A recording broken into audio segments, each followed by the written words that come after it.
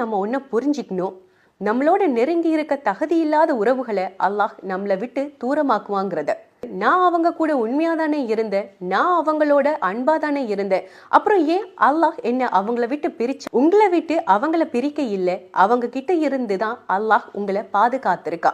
உங்களுக்கு தெரியாது அந்த உறவு உங்க கூட இருந்தா உங்களுக்கு என்ன நடக்குங்கிறது.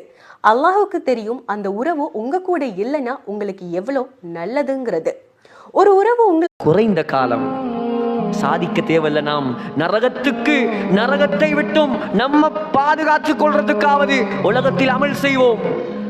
குடும்பத்துக்கு, பிள்ளைகளுக்கு படிப்பை, தொழிலை கொடுத்த நாம் மார்க்கத்தை கற்றுக் கொடுப்போம். அல்லாஹோடு நெருங்குவோம், அல்லாஹோடு தொடர்பாகுவோம், அல்லாஹ்வுக்கு வழிபடுவோம். மௌத்து எப்ப வரும் என்று தெரியாது. கைசேதமான விடயம் என்ன தெரியுமா?